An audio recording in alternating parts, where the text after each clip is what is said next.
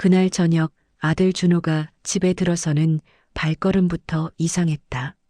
40년 넘게 시장 바닥에서 사람 보고 살아온 내 눈에 아들의 긴장한 어깨며 어색하게 흔들리는 손이 다 보였다. 현관문을 열고 들어오면서도 내 눈을 피했고 식탁에 앉더니 한참을 입만 벙긋거렸다. 결혼하겠다고 했다. 숟가락을 들던 내 손이 공중에 멈춰섰다. 37이면 늦은 나이도 아니고 이제 때가 됐다 싶긴 했다. 하지만 준호는 그동안 연애 한번 제대로 한다는 소리를 들려준 적이 없었다. 회사 일에 파묻혀 지내다가 갑자기 결혼이라니. 상대가 누구냐고 물었다. 이정민. 회사 선배 소개로 만났단다. 좋은 사람이고 착하고 똑똑하고 자기한테 잘해준단다. 준호의 목소리엔 진심이 묻어 있었다. 하지만 동시에 뭔가 숨기고 있다는 느낌도 지울 수 없었다. 그 여자 집은 어디냐고, 부모는 뭘 하시냐고 캐물었다. 준호는 잠깐 입술을 깨물더니 대답했다. 강남에 산다고. 아버지가 사업을 한다고. 강남. 사업.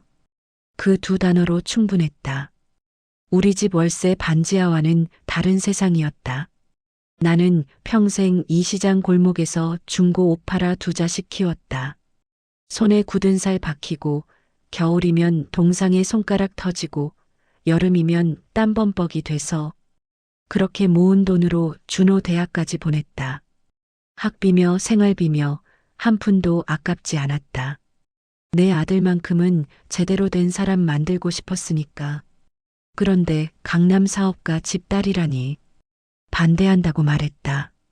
만나보지도 않고 왜 반대하냐고 준호가 물었지만 나는 확신이 있었다.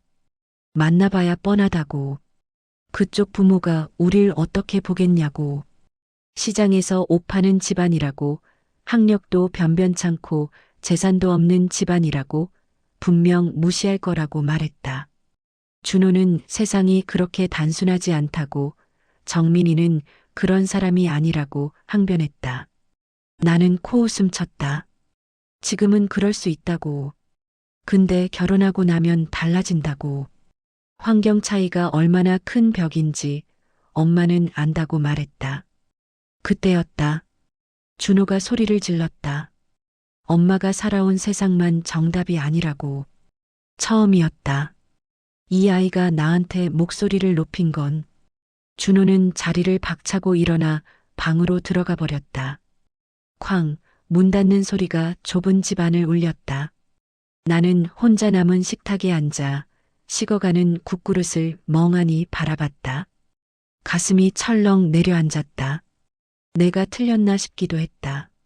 하지만 곧 고개를 저었다. 아니다. 나는 안다. 계급이란 게, 출신이란 게 얼마나 사람을 갉아먹는지. 사랑만으로는 안 된다. 현실은 절대 호락호락하지 않다. 20살에 결혼해서 30년을 혼자 살았다. 남편은 준호가 3살 때 교통사고로 죽었다. 보험금도 없었고 친정에 기댈 형편도 안 됐다. 그때부터 시장 바닥이 내 삶의 전부가 됐다. 새벽 5시에 일어나 물건 받아오고 밤 9시까지 가게 지키고 비 오나 눈 오나 하루도 안 쉬었다. 그렇게 악착같이 살면서 깨달은 게 있다. 세상은 공평하지 않다는 것. 돈 있는 사람들끼리, 학벌 있는 사람들끼리, 같은 동네 사는 사람들끼리 어울린다는 것. 우리 같은 사람은 아무리 발버둥 쳐도 그 벽을 넘을 수 없다는 것. 그런데 내 아들이 그 벽을 넘으려 한다. 잘 될 리 없다. 처음엔 사랑이라고 좋아할 수 있어. 하지만 시간이 지나면 균열이 생긴다. 명절 때 양가 친척 모이면 우리 집안이 초라해 보일 거다. 애 낳고 키우면서 육아 방식도 다를 거다. 그쪽은 영어 유치원이니 뭐니 할 때 우린 그런 거 생각도 못 해봤으니까. 그리고 결정적으로 시어머니 있나. 시장에서 옷 파는 시어머니. 그 여자 부모 앞에서 얼마나 초라하게 보일까. 생각만 해도 자존심이 상했다. 그날 밤 잠을 이룰 수 없었다. 천장을 바라보며 이정민이란 이름을 되뇌었다. 며느리가 될 그 여자. 강남 사업가 집딸. 이상하게 그 이름이 자꾸 마음에 걸렸다. 어디선가 들어본 것 같기도 하고 아니, 착각이겠지. 내가 아는 세상에 그런 이름이 있을 리 없다. 어둠 속에서 한숨만 길게 내쉬었다. 일주일 후 준호가 그 여자를 데려오겠다고 했다. 나는 거절했지만 소용없었다. 준호는 이미 마음을 정한 얼굴이었다. 어차피 만나볼 거면 엄마가 먼저 보는 게 낫지 않냐고 조심스럽게 말했다. 나는 할 수 없이 고개를 끄덕였다. 어차피 반대할 거지만 그래도 얼굴은 봐야 했다. 약속 당일 나는 새벽부터 잠을 설쳤다. 뭘 입을까 고민하다가 결국 시장에서 팔다 남은 검은색 니트를 꺼내 입었다. 거울을 보니 초라했다. 손은 거칠고 얼굴엔 주름이 가득했다. 62. 남들보다 빨리 늙은 얼굴이었다. 오후 2시 초인종이 울렸다.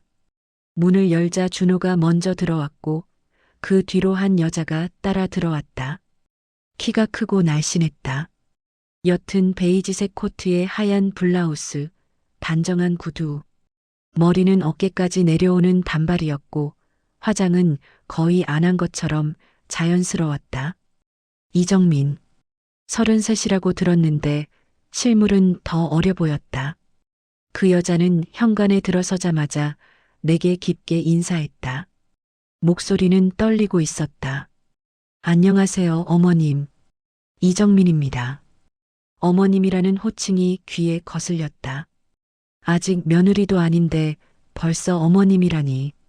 나는 대충 고개만 끄덕이고 거실로 들어갔다. 준호가 황급히 따라오며 정민에게 앉으라고 권했다. 소파에 마주 앉았다. 어색한 침묵이 흘렀다.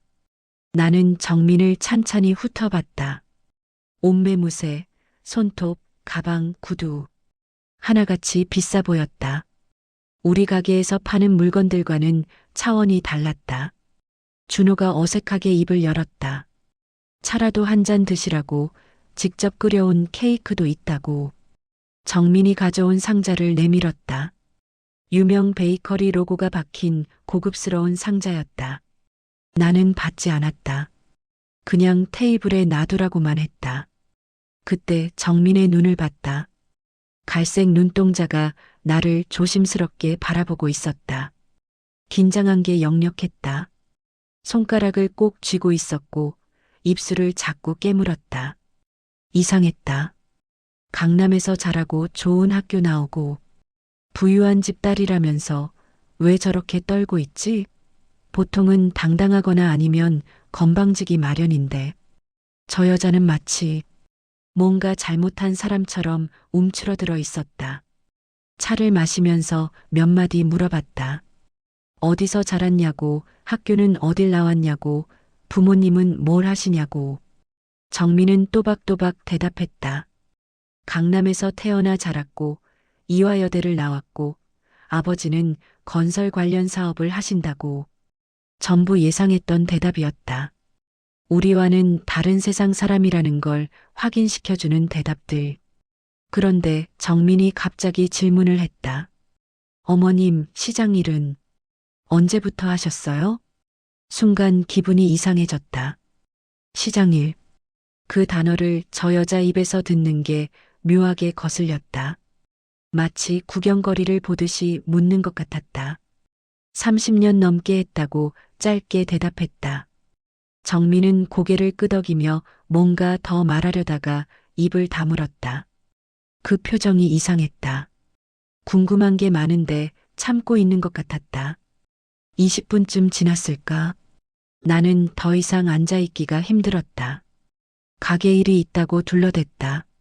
사실 오늘은 쉬는 날이었지만 이 자리가 너무 답답했다. 정민이 벌떡 일어나며 다시 인사했다. 오늘 뵙게 돼서 영광이었다고 조심스럽게 말했다. 영광이라니. 무슨 대단한 사람을 만난 것처럼. 현관까지 따라 나온 정민은 신발을 신으면서 내 얼굴을 힐끗힐끗 쳐다봤다. 뭔가 하고 싶은 말이 있는 눈빛이었다. 하지만 끝내 아무 말도 하지 않았다. 문을 닫고 나서 준호가 어떻냐고 물었다. 나는 시큰둥하게 대답했다. 괜찮은 것 같긴 한데 역시 우리랑은 안 맞을 것 같다고. 준호는 한숨을 쉬었다. 혼자 남겨진 나는 거실 소파에 주저앉았다. 테이블 위에 놓인 케이크 상자가 눈에 들어왔다. 열어보니 정갈하게 자른 딸기 케이크였다. 하나에 몇만 원은 하겠다 싶었다. 한 조각 집어먹었다. 달았다. 지나치게 달았다. 그런데 이상했다. 정민이라는 여자. 분명 처음 보는 얼굴인데 왜 자꾸 익숙한 느낌이 들까? 저 떨리는 손, 저 조심스러운 눈빛. 어디선가 본 것 같은데. 아니다. 착각이다. 내가 아는 세상에 저런 사람은 없다. 하지만 그날 밤 또 잠을 이루지 못했다. 정민의 얼굴이 자꾸 떠올랐다. 한 달 후 상견례 날이 잡혔다. 준호가 어떻게든 설득했다. 정민이가 정말 좋은 사람이라고, 한 번만 제대로 만나보면 엄마도 마음이 바뀔 거라고. 나는 끝까지 거부했지만 딸아이 민지까지 나서서 엄마 제발 한 번만 가보라고 매달렸다. 결국 나는 항복했다. 상견례 장소는 강남의 한 호텔 레스토랑이었다. 정민 쪽에서 예약했다고 했다.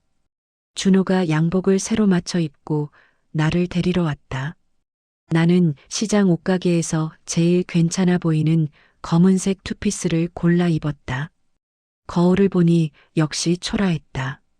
아무리 옷을 갈아입어도 시장 냄새는 지울 수 없었다. 차를 타고 강남으로 향하는 내내 손에 땀이 났다.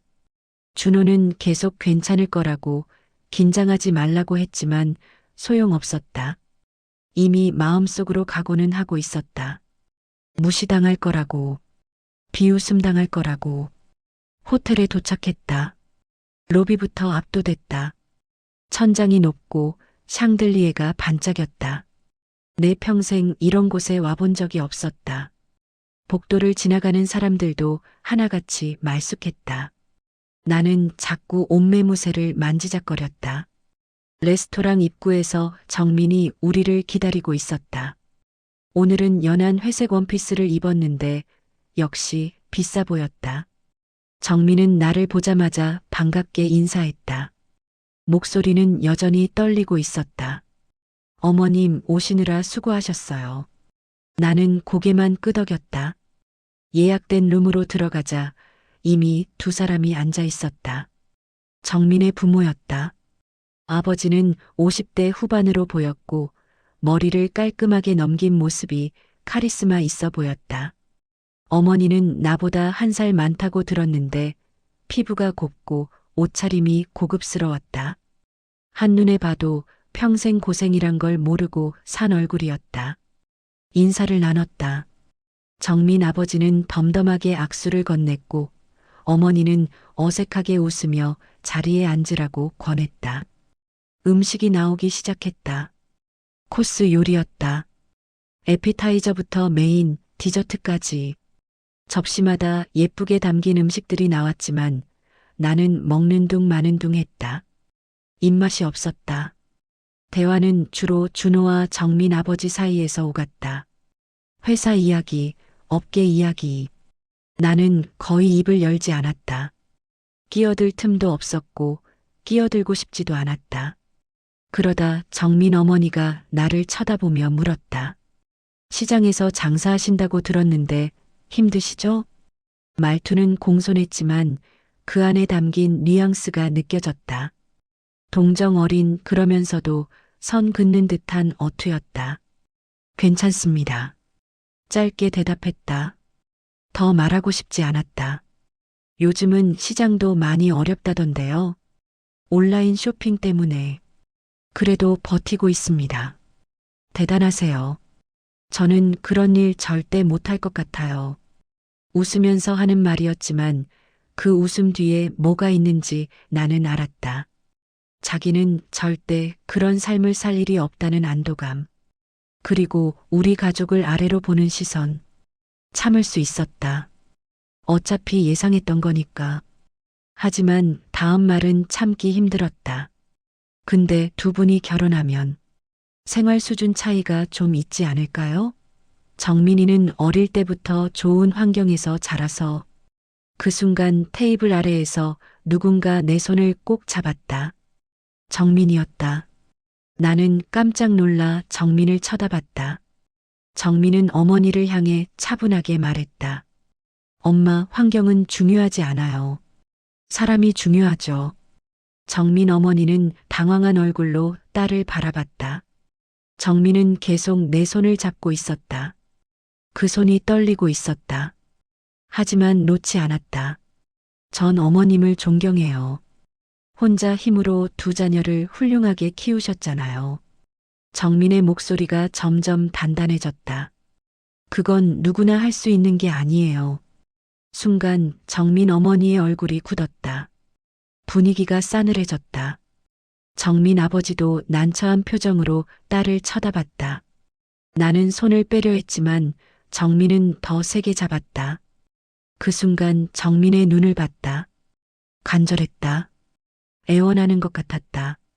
마치 날 놓치면 안 된다는 듯이. 어떻게 된 건지 모르겠지만 뭔가 이상했다. 저 여자는 왜 저렇게까지 나를 감싸려 하는 걸까? 처음 보는 시어머니한테, 심지어 본인 어머니한테까지 맞서면서 상견례는 어정쩡하게 끝났다. 정민 부모는 먼저 자리를 떴고 우리는 잠시 후에 나왔다. 밖으로 나오는 길에 정민이 나를 붙잡았다. 어머님, 죄송해요. 제 엄마가 실례를 했어요. 정민의 눈가가 붉어져 있었다. 울먹이고 있었다. 괜찮아. 나도 모르게 그렇게 대답했다. 사실 괜찮지 않았다. 모욕감도 느꼈고 화도 났다.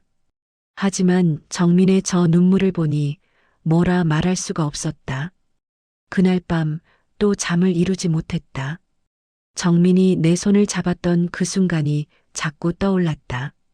저 여자는 대체 왜 저러는 걸까? 그리고 손의 감촉. 어디선가 느껴본 것 같은 낯익은 떨림. 그날 밤부터 이상한 꿈을 꾸기 시작했다. 시장 골목이었다. 비가 오는 겨울밤. 좁은 골목 구석에 웅크린 작은 그림자. 젖은 머리카락 사이로 보이는 앙상한 얼굴. 그 아이가 떨리는 손을 내밀었다. 아주머니. 꿈에서 깨어나면 심장이 두근거렸다. 오래전 기억이 파편처럼 떠올랐다. 27살 남편을 잃고 혼자가 된 그의 겨울부터였다. 시장 골목엔 늘 아이들이 있었다. 학교 끝나고 와서 놀거나 부모 따라 나와 심부름하거나. 하지만 그 아이는 달랐다. 늘 혼자였고, 늘 배고파 보였고, 늘 누군가에게 쫓기는 것처럼 골목을 헤맸다. 처음 본 건 20년도 더 전이었다. 내가 30 중반, 준호가 초등학생이던 때. 겨울이었다. 가게를 정리하고 나가는데 골목 구석에서 소리가 들렸다. 훌쩍이는 소리. 가보니 10살쯤 된 여자아이가 쪼그려 앉아 있었다. 헝클어진 머리, 더러운 옷, 맨발. 한겨울인데 양말도 없이. 아이는 나를 보더니 움찔하며 뒤로 물러섰다. 맞을까봐 두려워하는 얼굴이었다. 집은 어디야? 물어봤지만 대답이 없었다. 그냥 고개만 푹 숙이고 있었다. 그날 나는 가게로 돌아가서 남은 빵과 우유를 가져다 줬다. 아이는 빵을 낚아채듯 받아서 허겁지겁 먹었다. 얼마나 굶었으면. 보는 내가 가슴이 아팠다. 이름이 뭐야? 아이는 여전히 대답하지 않았다. 그냥 먹기만 했다. 다 먹고 나서야 작은 목소리로 고맙다고 했다. 그리고 후다닥 골목 어둠 속으로 사라졌다. 그 후로 그 아이를 자주 봤다. 시장 구석구석을 떠돌았다. 상인들한테 쫓겨다녔다. 물건을 훔친다고, 지저분하다고. 나도 처음엔 경계했다. 우리도 넉넉지 않았으니까. 하지만 아이를 볼 때마다 마음 한구석이 아팠다. 어느 날은 아이가 다른 가게 아저씨한테 맞고 있었다. 과일 하나 집어 먹었다고. 나는 달려가서 아이를 떼어냈다. 내가 값을 치를 테니 그만하라고 했다. 아저씨는 투덜거리며 돌아갔고 아이는 내 뒤에 숨어서 덜덜 떨었다. 그날부터였다. 아이가 나를 따라다녔다. 멀찍이서 조심스럽게. 내가 눈치채면 후다닥 숨었다가 다시 나타나고 마치 길 잃은 강아지 같았다. 나는 모른 척했다. 하지만 가게 뒤에 늘 먹을 걸 조금씩 남겨뒀다. 남은 도시락, 빵, 과일. 다음 날 가보면 깨끗이 사라져 있었다. 겨울이 지나고 봄이 왔다. 아이는 여전히 골목에 있었다. 조금 살이 올랐다. 얼굴에 생기가 돌았다. 어느 날 내가 무거운 상자를 옮기는데 아이가 다가와서 도와주려 했다. 어설프고 힘도 없었지만 열심이었다. 학교는 안 다녀? 물어봤다. 아이는 고개를 저었다. 집은? 또 고개를 저었다. 부모님은? 아이가 입술을 깨물었다. 눈가가 붉어졌다. 대답하지 않았다.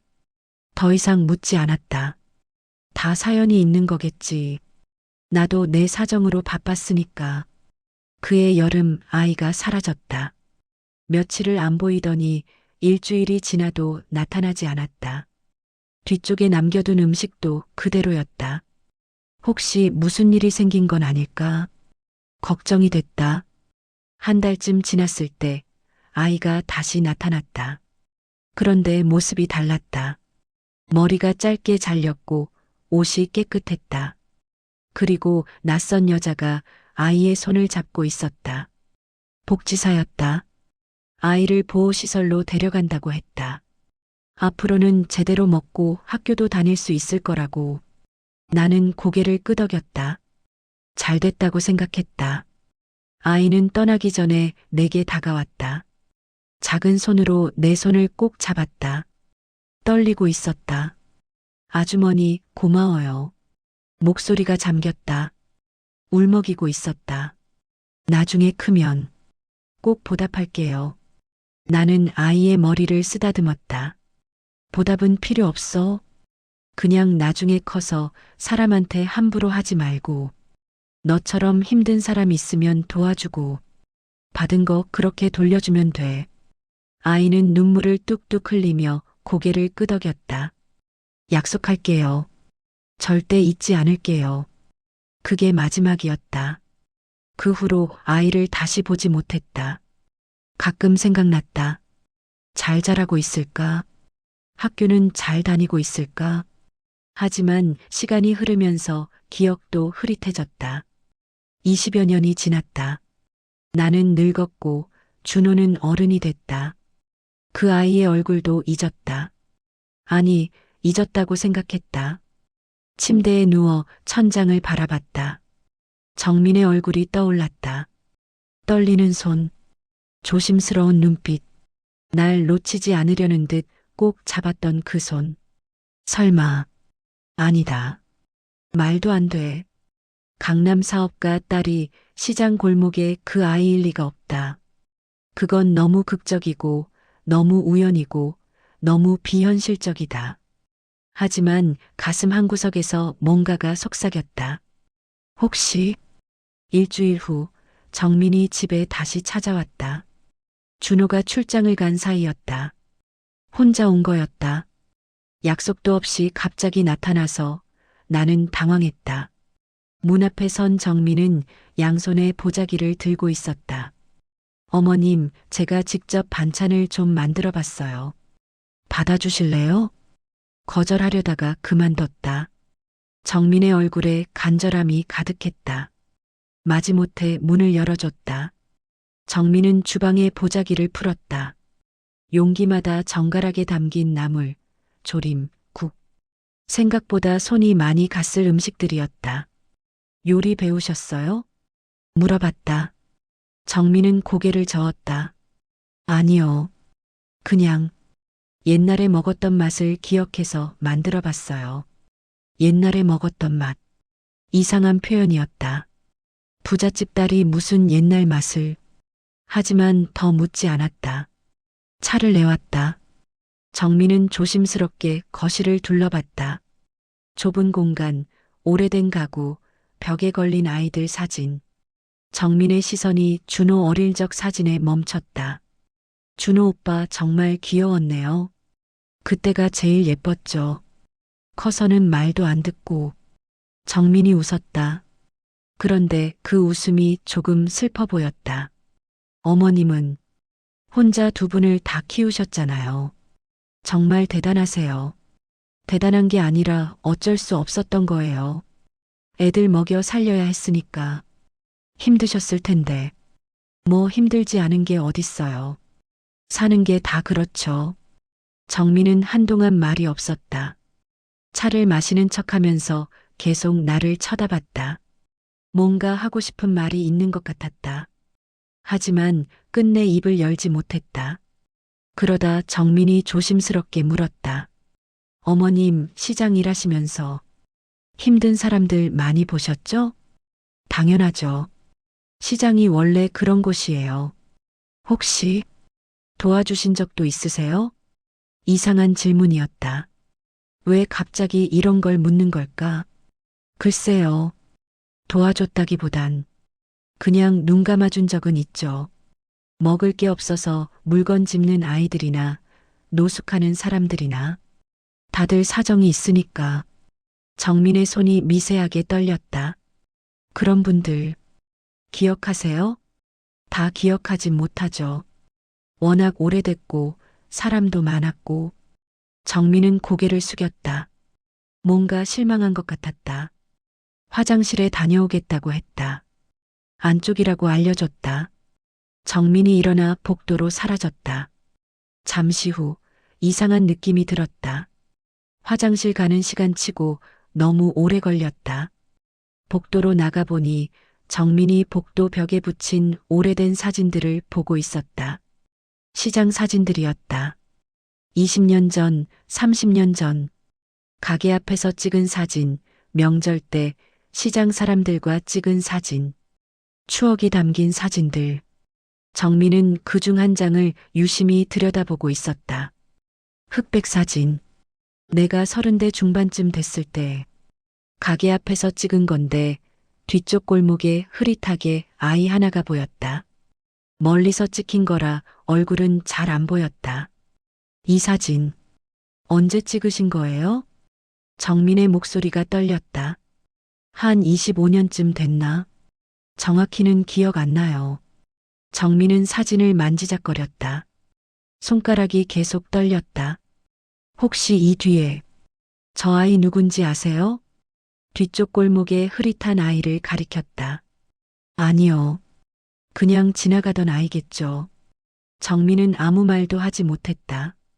그냥 사진을 한참 바라보기만 했다. 거실로 돌아왔다. 정민은 곧 가봐야겠다고 했다. 급한 일이 생겼다는 핑계였다. 하지만 표정을 보니 거짓말이었다. 울 것 같은 얼굴이었다. 문 앞에서 정민이 돌아섰다. 어머님 감사합니다. 뭐가요? 그냥 오늘 시간 내주셔서요. 정민은 눈가를 닦으며 돌아갔다. 계단을 내려가는 발걸음이 무거워 보였다. 혼자 남은 나는 복도로 가서 그 사진을 다시 봤다. 뒤쪽에 흐릿한 아이. 왜 정민이 저 아이를 물어본 걸까? 그때 번뜩 떠올랐다. 골목의 그 아이. 20여 년 전 겨울 내가 밥을 챙겨줬던 그 여자아이. 심장이 쿵 하고 내려앉았다. 설마 그게 아니다. 말도 안 돼. 우연히 그렇게까지 겹칠 리 없다. 하지만 정민의 떨리는 손이 자꾸 생각났다. 상견례 때 내 손을 꼭 잡았던 그 순간. 옛날 맛을 기억해서 만들었다던 반찬. 시장 사진을 보며 울먹이던 얼굴. 그날 밤 나는 오래된 상자를 뒤졌다. 시장에서 일하던 시절 찍은 사진들이 담긴 상자.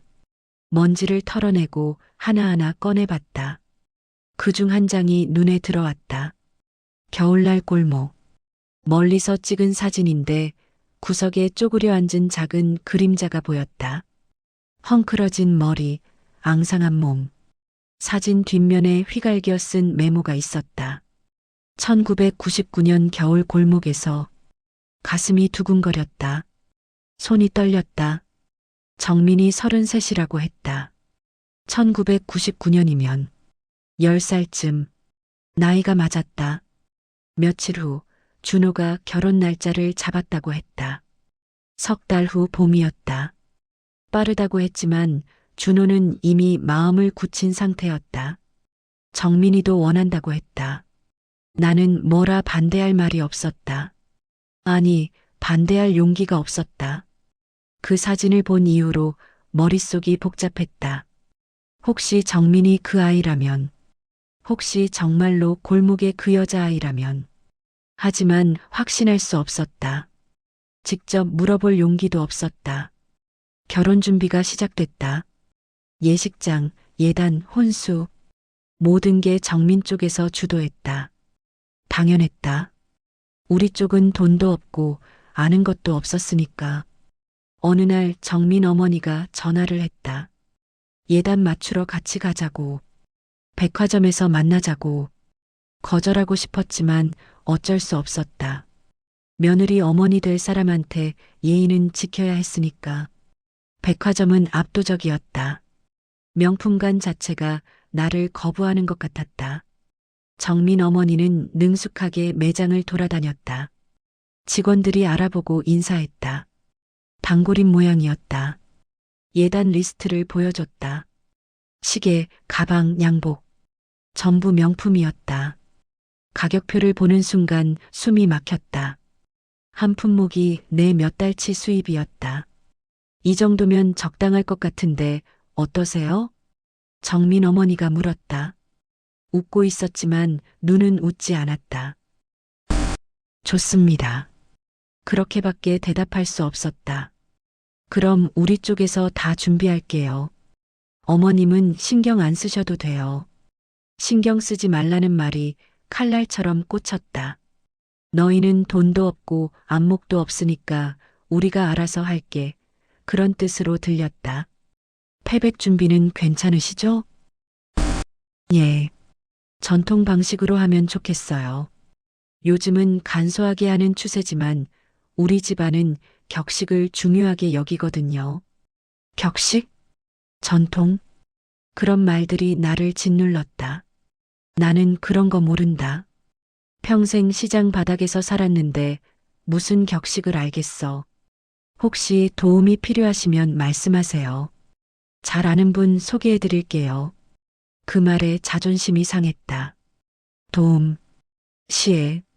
시장에서 옷 파는 무식한 여자한테 예의범절을 가르쳐 주겠다는 소리. 괜찮습니다. 알아서 하겠습니다. 목소리가 딱딱하게 나왔다. 정민 어머니는 어색하게 웃었다. 그날 집에 돌아와서 혼자 울었다. 60평생 처음으로 내가 이렇게 초라하게 느껴졌다. 열심히 살았다. 정직하게 살았다. 아이들 잘 키웠다. 그런데 왜 이렇게 부끄러운 건지 준호한테 전화했다. 결혼 그만두자고. 엄마 때문에 내가 힘들어질 거라고. 차라리 지금 정리하는 게 낫다고. 준호는 한참 동안 말이 없었다. 엄마, 정민이가 엄마를 정말 좋아해요.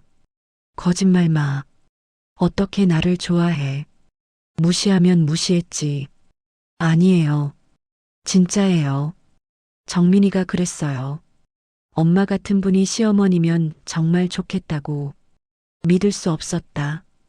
강남 부잣집 딸이 시장 아줌마를 좋아한다니. 정민이 집안 사람들이 우릴 무시하잖아. 정민이는 달라요. 지금은 그래도 나중에 달라져. 엄마, 제발 한 번만 믿어주세요. 준호의 목소리가 갈라졌다. 나는 전화를 끊었다. 가슴이 미어졌다. 며칠 후 정민이 또 집에 왔다. 이번엔 준호와 함께였다. 패백 연습을 하러 왔다고 했다. 정민이 한복을 입고 절을 하는 모습을 보여줬다. 예뻤다. 정갈했다. 완벽했다. 그런데 그게 더 화가 났다. 저렇게 완벽한 사람이 우리 집에 왜 오는 건지. 저 사람 옆에 서면 나는 더 초라해질 텐데. 어머님, 이렇게 하면 되나요? 정민이 물었다.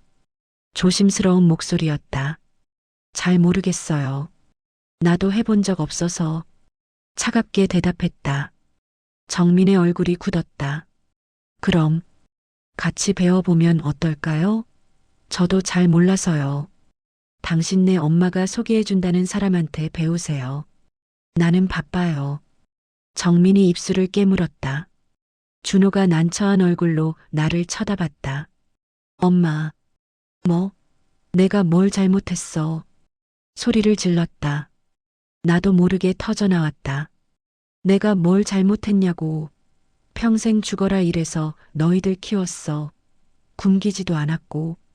학교도 보냈어. 근데 왜 나한테 이렇게 초라한 기분을 느끼게 해? 왜? 정민이 눈물을 글썽였다. 어머님, 당신은 몰라. 당신은 평생 좋은 데서 좋은 거 먹고 좋은 옷 입고 자랐잖아. 내가 얼마나 쪽팔린지 당신은 몰라. 아니에요. 저도. 정민의 목소리가 떨렸다. 저도 알아요. 어머님 마음. 제가 알아요. 어떻게 알아? 어떻게 당신이 알아? 정민이 울음을 터뜨렸다. 준호가 정민을 부축했다. 엄마, 너무하시는 거 아니에요? 나가. 둘 다 나가. 준호와 정민이 나갔다. 문 닫는 소리가 요란했다. 혼자 남은 나는 바닥에 주저앉았다. 온몸이 떨렸다. 왜 이렇게 됐을까? 왜 이렇게까지 화가 나는 걸까? 정민의 마지막 말이 귓가에 맴돌았다. 저도 알아요. 무슨 뜻일까? 어떻게 저 여자가 내 마음을 안다는 걸까? 그날 밤 문 앞에 작은 봉투 하나가 놓여 있었다. 쓰레기를 버리러 나갔다가 발견했다. 누가 놓고 간 건지 모르겠지만 내 이름이 적혀 있었다. 봉투를 들고 안으로 들어와 열어봤다. 편지였다. 그리고 오래된 물건 몇 개. 편지부터 펼쳤다. 손글씨였다. 떨리는 글씨체. 어머님께 저를 기억하고 계신지 모르겠습니다. 아니, 아마 기억 못하실 거예요. 너무 오래됐고 저는 그저 골목의 수많은 아이들 중 하나였으니까요. 하지만 저는 기억합니다. 모든 순간을. 1999년 겨울. 저는 10살이었습니다. 집이 없었습니다. 엄마는 술에 취해 저를 때렸고 아빠는 집을 나갔습니다. 저는 시장 골목으로 도망쳤습니다. 배가 고팠습니다. 너무 추웠습니다. 상인 아저씨들이 저를 쫓아냈습니다. 지저분하다고 도둑질한다고 맞기도 했습니다. 저는 쓰레기통을 뒤지며 하루하루를 버텼습니다. 그때 어머님을 만났습니다. 처음엔 무서웠습니다. 또 맞을까봐, 또 쫓겨날까봐. 하지만 어머님은 다르셨습니다. 빵과 우유를 주셨습니다. 말없이. 그 후로도 계속. 가게 뒤에 늘 먹을 게 있었습니다. 도시락, 과일, 빵. 저를 위해 남겨두신 거였죠. 저는 매일 그걸 먹으며 살았습니다. 어머님이 없었다면 저는 그 겨울을 버티지 못했을 거예요. 어머님은 한 번도 제 이름을 묻지 않으셨습니다. 어디서 왔는지, 왜 혼자인지 그냥 묵묵히 챙겨주셨습니다. 어느 날 제가 맡고 있을 때 달려와서 저를 구해주셨습니다. 그리고 말씀하셨죠. 나중에 커서 사람한테 함부로 하지 말고 받은 것 돌려줘. 저는 울었습니다.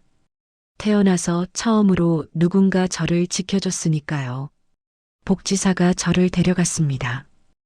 보호시설로 떠나기 전에 약속했습니다. 절대 잊지 않겠다고, 꼭 보답하겠다고. 시설에서 자랐습니다. 공부했습니다. 열심히 살았습니다. 고등학교 때 한 사업가 부부가 저를 입양했습니다. 자식이 없던 분들이었어요. 저한테 새 이름을 주셨습니다. 이정민이라고. 대학도 보내주셨습니다. 사랑도 주셨습니다. 저는 행복했습니다. 하지만 어머님을 잊은 적은 한 번도 없었습니다. 시장을 찾아갔습니다. 몇 번이나. 하지만 어머님 가게는 사라져 있었습니다. 옮기셨는지 그만두셨는지 알 수 없었습니다. 20년을 찾았습니다. 그러다 준호 오빠를 만났습니다. 처음엔 몰랐습니다. 그런데 오빠가 어머니 이야기를 했을 때, 시장에서 장사하셨다고 했을 때 심장이 멎는 줄 알았습니다. 혹시 사진을 봤습니다. 어머님이었습니다. 20년 만에 찾았습니다. 운명이라고 믿었습니다. 제가 오빠를 사랑하게 된 것도 어머님의 아드님이었다는 것도. 하지만 어머님은 저를 몰라보셨습니다. 당연합니다. 저는 너무 많이 변했으니까요. 더럽고 헝클어진 골목 아이가 아니니까요. 말씀드리고 싶었습니다. 수없이. 하지만 용기가 없었습니다. 어머님이 절 거부하실까봐, 과거를 들먹이며 접근했다고 생각하실까봐. 그래서 그냥 며느리가 되고 싶었습니다. 평생 어머님 곁에 있고 싶었습니다. 받은 사랑을 돌려드리고 싶었습니다. 하지만 어머님은 절 싫어하십니다. 제 집안 때문에, 제 환경 때문에. 어머님이 상처받으시는 걸 보는 게 너무 아픕니다. 제 엄마 임양모가 어머님을 무시하는 걸 보는 게 미칩니다. 저 때문에 어머님이 고통받으시는 게 견딜 수 없습니다. 오늘 말씀드리려 했습니다. 하지만 어머님이 화를 내셨을 때 차라리 모르시는 게 낫겠다는 생각이 들었습니다. 이 편지로 대신합니다. 어머님, 저는 골목의 그 아이였습니다. 어머님이 살려주신 아이였습니다. 이제는 어머님의 며느리가 되고 싶은 사람입니다. 사랑합니다. 받아주세요. 정민올림. 편지가 떨렸다. 아니, 내 손이 떨렸다. 봉투 안에 든 물건을 꺼냈다. 낡은 스웨터. 20년도 더 된 내가 아이에게 줬던 그 스웨터. 빛이 바래고 구멍도 났지만 깨끗이 보관돼 있었다. 그리고 작은 플라스틱 통. 옛날 내가 쓰던 반찬통. 시장 이름이 희미하게 적혀 있었다. 가슴이 무너졌다. 정민이었다. 골목의 그 아이가 정민이었다. 20년 전 내가 밥을 챙겨줬던 그 여자아이. 떨리는 손으로 빵을 받아먹던 그 아이. 울면서 약속했던 그 아이. 모든 게 이해됐다. 상견례 때 내 손을 꼭 잡았던 이유. 시장 사진을 보며 울먹였던 이유. 옛날 맛을 기억해서 반찬을 만들었다던 이유. 나를 그렇게 간절히 바라보던 이유. 내가 구한 아이였다. 내가 살린 아이였다. 그런데 나는 그 아이를 거부했다. 초라하다고, 환경이 다르다고, 우리와 안 맞는다고. 정작 거부당해야 할 사람은 내가 아니었다. 나였다. 내가 그 아이를 거부했다. 내 은인을 몰라봤다. 눈물이 쏟아졌다. 바닥에 주저앉아 울었다. 60평생 이렇게 운 적이 없었다. 미안했다. 너무 미안했다. 새벽까지 울었다. 편지를 수십 번 읽고 또 읽었다. 낡은 스웨터를 가슴에 안았다. 20년 동안 정민이 간직했던 물건. 내가 준 유일한 따뜻함. 해가 뜰 무렵 결심했다. 당장 정민을 만나야 했다. 준호한테 전화했다. 아직 자고 있을 시간이었지만 받았다. 엄마, 정민이 어디 있어? 집에 있을 거예요. 왜요? 주소 알려줘. 당장 가야겠어. 준호는 놀란 목소리로 물었다. 무슨 일이냐고. 싸우러 가는 거냐고. 아니야. 사과하러. 주소를 받아 적었다. 강남 아파트였다. 택시를 잡아 타고 달려갔다. 1시간쯤 걸렸다. 고급 아파트 단지였다. 경비가 누구 찾냐고 물었다. 이정민 씨 댁이라고 했다. 연락하고 들여보내주었다. 엘리베이터를 타고 올라갔다. 손이 계속 떨렸다. 뭐라고 말해야 할까? 어떻게 사과해야 할까? 초인종을 눌렀다. 한참 후에 문이 열렸다. 정민이었다. 얼굴이 퉁퉁 부어 있었다.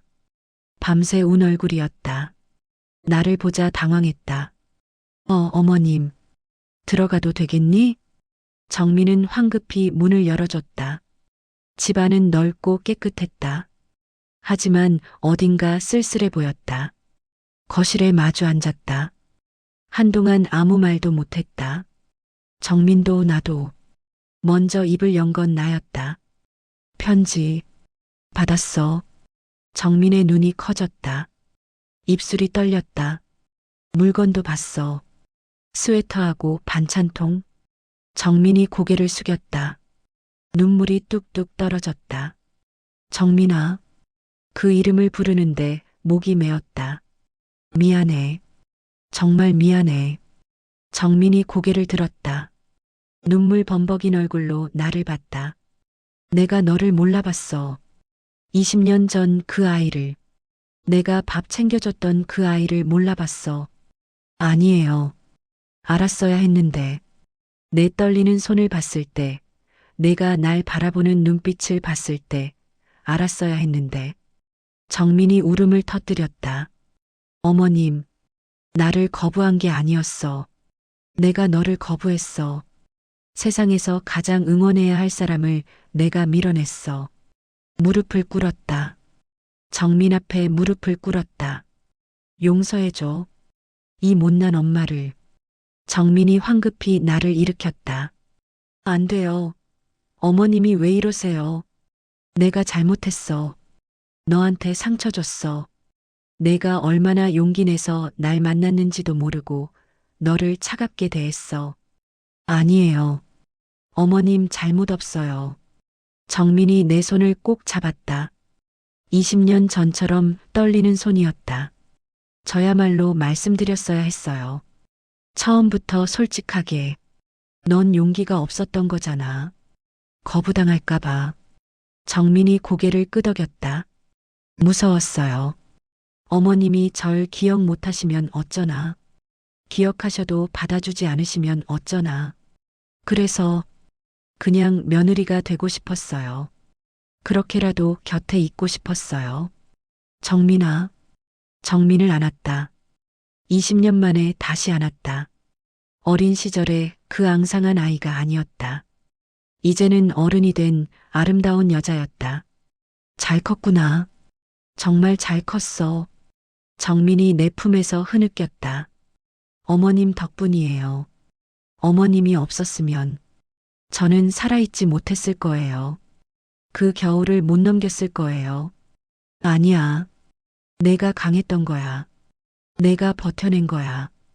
어머님이 희망을 주셨어요. 세상에 나 같은 아이한테도 밥을 주는 사람이 있다는 걸 알려주셨어요. 한참을 안고 울었다. 20년의 시간이 그렇게 흘러내렸다. 진정되고 나서 차를 마시며 이야기를 나눴다. 정민이 시설에서 지낸 이야기, 입양된 이야기, 열심히 공부한 이야기. 나는 그동안 시장에서 있었던 일들, 준호와 민지를 키운 이야기를 들려줬다. 어머님은 저를 기억하셨어요? 정민이 조심스럽게 물었다. 기억했지. 잊은 적 없어. 가끔 궁금했어. 그 아이가 잘 자라고 있을까? 행복할까? 행복해요. 이제는요. 정민이 웃었다. 눈물 자국이 남아있지만 환한 미소였다. 어머님, 제가 며느리 돼도 될까요? 될까요가 아니라 돼야지. 정민이 다시 울었다. 이번엔 기쁨의 눈물이었다. 그날 오후 준호가 왔다. 상황을 설명했다. 준호는 놀라면서도 기뻐했다. 그래서 엄마가 정민이를 그렇게 챙기셨던 거였어요? 그때는 몰랐어. 그냥 불쌍한 아이였으니까. 준호가 내 손을 잡았다. 엄마는 정말 대단한 사람이에요. 대단하긴 못난이지. 정민이 고개를 저었다. 아니에요. 어머님은 제 생명의 은인이세요. 그리고 이제는 정민이 수줍게 웃었다. 제 사랑하는 시어머니세요. 가슴이 따뜻해졌다.